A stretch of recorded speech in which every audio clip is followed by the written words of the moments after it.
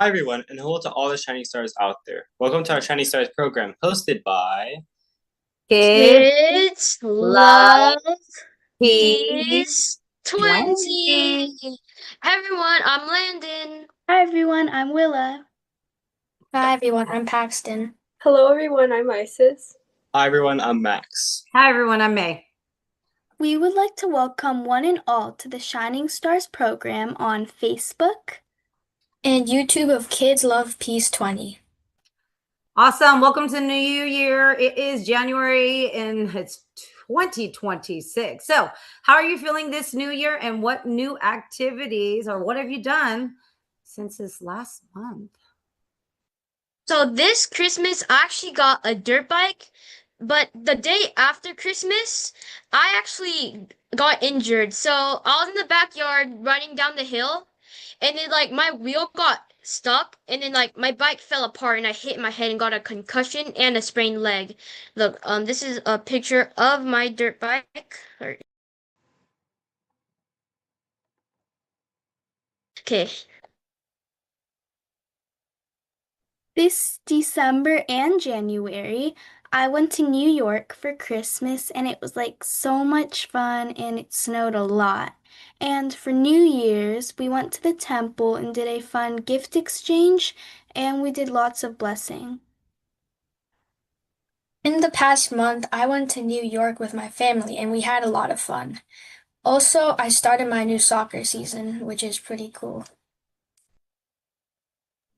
This year I started crocheting like this panda pillow, and like I haven't really gotten to working with it because I'm like missing some of the materials I need. But like here's a leg.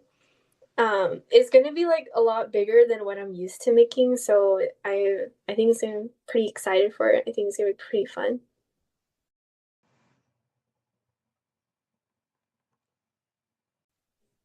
So, I have restarted school again after Christmas break. I also got injured, so I haven't really been like doing any sports and stuff. I'm starting to get back into it. I'm starting this new origami project here. It's like a T-Rex skeleton. See, like that. It's gonna be like pretty big. It's probably gonna take like half the year at least to make. It could be like 3 feet large or 3 feet long or something. So yeah, it's gonna be pretty interesting project.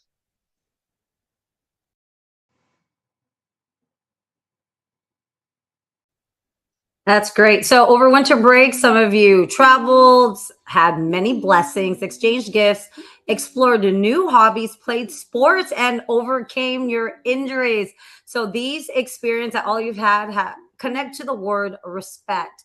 Now, this is showing respect by caring for others, responsibility, personal safety, and commitment to your self worth, self improvement to become a better you. So, respect is important for our society. And we start this new year with blessing number 22, respect. So, could you share some ideas what respect looks like in real life? And if respect were a superpower, what would it help us do?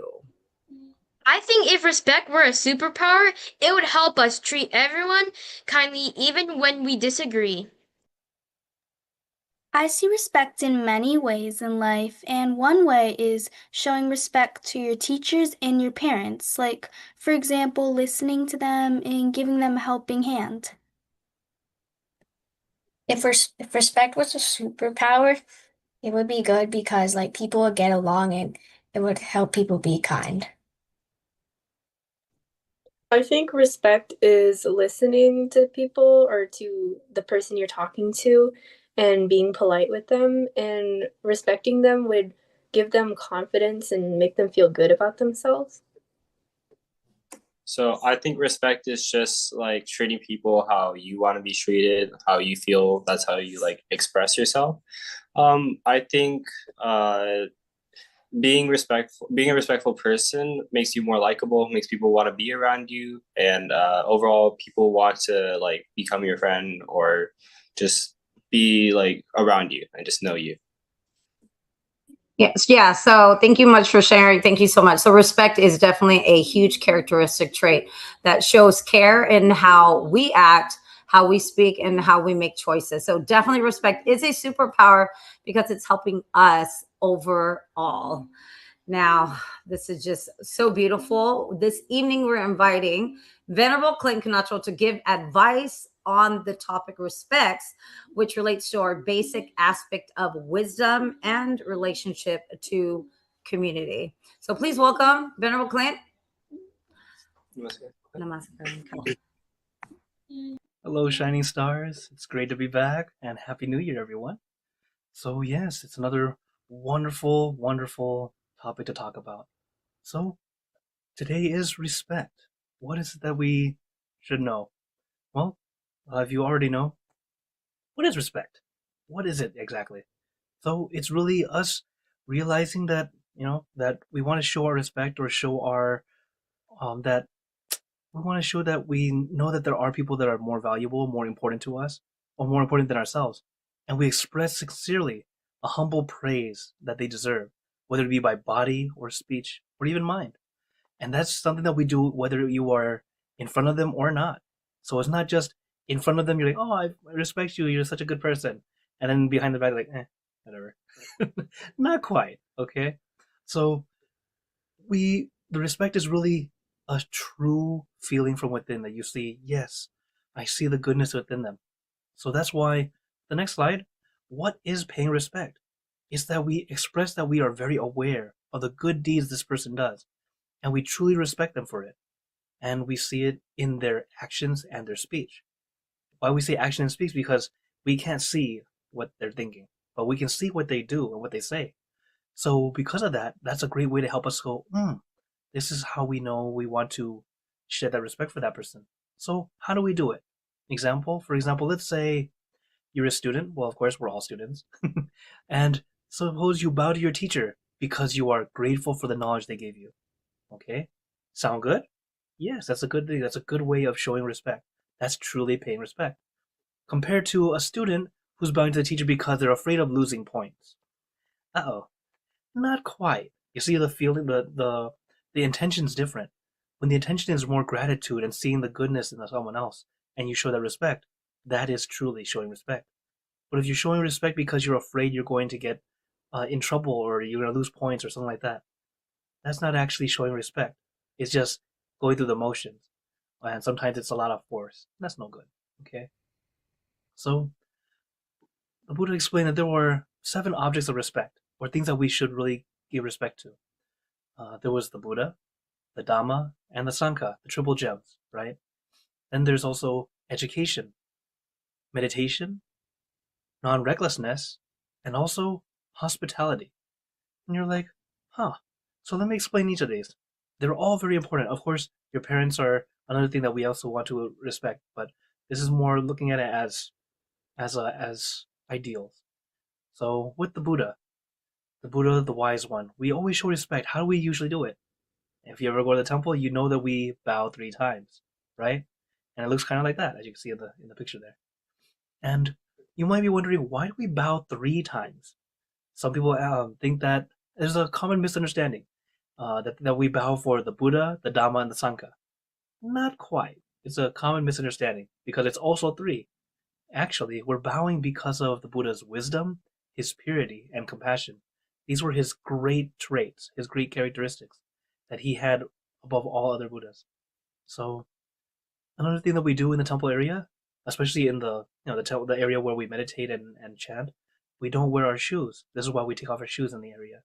Why we don't walk into it with our shoes on. We also don't make too much noise in the temple area because sometimes someone might be meditating or chanting, trying to find peace, right? It's a way of keeping respect to the area, as well as practicing what the Buddha taught. It's a great way to show respect to the Buddha and to a lot of our teachers when you practice what you've learned. Okay, so I hope you all do that. Then there's the Dhamma. So the Dhamma means the wisdom. So if you ever had the chance to listen to Dhamma, listen. And when you're listening, pay attention. Don't fall asleep, right? Also, if you have Dhamma books, do your best to care for them respectfully. Okay? Not to make fun of the Dhamma. And also, when you have the chance to share wisdom, the Dhamma that you've learned, share it carefully and accurately. That way, the Dhamma that they learn is correct also. Okay? Then, the next one is the Sangha. The Sangha is the monastics. And what do we always do when we see the monks? We bow, right? And also, we're not going to be too crazy. We do our best because while the Buddha statue is a statue, the monks are living people. So we want to do our best to be calm and not too crazy. So that's why not exaggerate gestures like you're walking around. It's too much. Calm down. At the same time, when it comes to talking about Dhamma or answering questions, you shouldn't be doing it unless the monk asks you to answer for him or to answer the question. Also, doing our best to look after the monks, be hospitable, right? As the monks, we don't really ask for much. It's more if you have some water, if it's during the mealtime to share a meal, great, that's enough. Okay, and then if they're in a temple, you can help donate to help them make the temple keep going, because while the temple's there, we're able to keep going, able to keep teaching and sharing wisdom with everyone. Okay, so from there, then there's education. How should we respect education? Well, of course, we should know the value in education, as I'm sure all of you know, and we respect it by studying sincerely, right? This is how we can show respect to the education itself, because we can't just simply think, oh, education's just whatever. There may be teachers who aren't that great, but the wisdom they teach is still very, very important. So no matter who's teaching it, wisdom is wisdom. So be very, very respectful to the education that you get. We are very lucky that someone would share that wisdom with us. Then, of course, meditation. Meditation, we know how it is something very wonderful that we practice it regularly. And the Buddha explained that it gives us these three things. We practice self-discipline, meditation, and wisdom. As we practice and go in deeper, it helps us gain these three things. After meditation, there is non-recklessness. We talked about it last month. Because now we have to be aware of the benefits of being mindful. When we are mindful, we're not causing too many problems. We're not accidentally doing this and that. When we're a bit more mindful, we're also more careful. And we're not causing harm to ourselves or others. So it's a very wonderful practice to do. And lastly, there is hospitality. This one's a little different. Well, of course, hospitality is a wonderful thing to do. You know that it encourages us to have good response, good relationships, as well as sharing with others, right? So there are two things in this one. One, there is material hospitality, as in the things that we give, like snacks, drinks, amenities, like having a room or a place for them to rest or use the restroom, that's that, right? These are things that we can give that's more physical. But also, another way of hospitality is spiritual hospitality. For example, like sharing Dhamma, wisdom, or advice. So, for example, whenever you go to the temple always wants to give you both of these hospitalities. That's why when you go to the temple, we always have some kind of snack, food, drink that you can have when you need. There's always some coffee, some tea. There's amenities. There's the restroom ready for you if you need it. Some shade under the trees, a bench to sit on. There's always something that you can rest and use. We want to have that hospitality for you all. But also, whenever you get to see the monks or some of the staff, they always want to share some wisdom with you, give you some Dhamma, because that's something that can be not only helpful for the body, but also for the mind, for our soul, really. So this is why we practice hospitality in both ways, as best you can, okay? We're all growing, little by little. There are many wonderful benefits in being respectful. So by practicing, you'll be more well-mannered. You'll also be happier and joyful. You have less suffering because now you have much more friends and people want to be around to help you because you showed them respect. Also, you'll be better at copying good deeds of others. Why? Because when you're respectful, it brings people who want to be respectful or people who are respectable around you. People want to be around you also. And then you all help each other gain better habits together and gain a lot of new knowledge. So, also, in the next life, you'll be born into a family of high social status and easily attain enlightenment and nirvana easier. So, there are a lot of wonderful benefits, but the main thing is taking that time to practice, being respectful for those who are around us now. One example, here's an image for you all. Look at this ladder. It's full of different people holding these bars, ladders for us to grow up. And notice there are all these people who are helping us get to reach our dream. And who are they? Our teachers. So, wherever you are, whoever you get to see around, think of our teachers. Be very respectful to them. They've been there to give us this wisdom to help us out. Not only that, of course, our parents, all of our relatives, those who have helped us along the way. So, respect is a very wonderful thing to practice. So I hope you all keep up your practice. You don't have to be amazing at doing a wonderful thing for them, but every little thing can be quite nice. Opening the door for them, uh, just coming by to say hi can be quite nice. All right? So be respectful. Thank you, Venerable Clint, for giving this special advice for us. And now to our guided meditation, Venerable Clint leads us this evening. Okay, so now, as we're about to meditate, remember, take your time, take it easy, relax your body, relax your mind. So first, let's get into our perfect position, as I like to call it, because it's perfect for you. And when you're ready, gently close your eyes, taking a deep breath. Breathe in the cool, calm, relaxing air. And breathe out all your worries, thoughts, and responsibilities. Just let it all go. Forget about it for the time that we are meditating. Just breathe in, breathe out. Remember, the first step is relaxation. So allow yourself to really release and relax. So first we relax our body to be nice and comfortable. You don't have to worry about looking correct or looking perfect.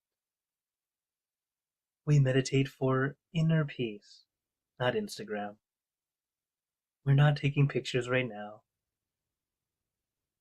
but instead, allow yourself to feel perfect, to sit comfortably, relaxed, at ease.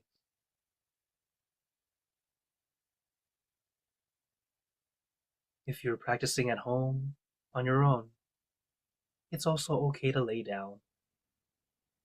But if you're in a group, I do recommend sitting better, because when you lay down, it is very comfortable, but it's also easy to fall asleep. Remember, if you do fall asleep during meditation, that's okay. It's very normal. The problem is not falling asleep, but the problem can become snoring, causing us to accidentally bother those around us. So that's why sitting comfortable is usually a better way. And once your body feels nice and comfy, or at least comfortable enough, we move on to the next step, consciousness or focus. But it's a very light focus, not too intense, not too intense. It's light and gentle. It's kind of like watching TV, how we can stare at that box for hours, not moving a muscle, because you have that perfect balance of relaxation and awareness. But now, we let our mind slow down and stay with just one thing, your shining star, or whatever image you like. Sometimes, I like to imagine a scoop of my favorite ice cream. It's comfortable and easy. And just let your mind stay with that one thing, comfortably, relaxingly. As you stay with that one thing, whether it be the shining star or your scoop of ice cream, all those extra things start to disappear. They melt away, helping your mind become more rested. And when your mind is rested, it starts to recharge and it becomes stronger, allowing us to be able to be calm when you need to be able to answer questions easier, to understand and study very, very easily. Not only that, because it helps us with focus, you become better at sports, at video games, at whatever it is you want to work on. So as we practice, just remember, relax your body, relax your mind. Allow your mind to take a break, to slow down, and you'll start to experience peace. As we grow older, you'll realize how very, very valuable it is to have peace. So let's practice now. Relax your body, relax your mind.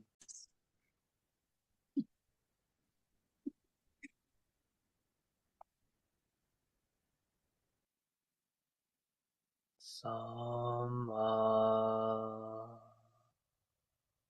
Arahan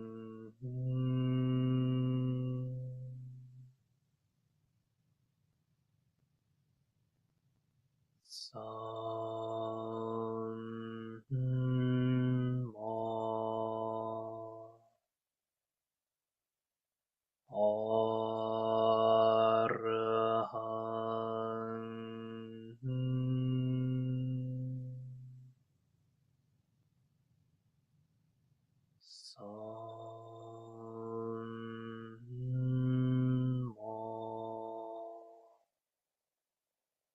Arahan.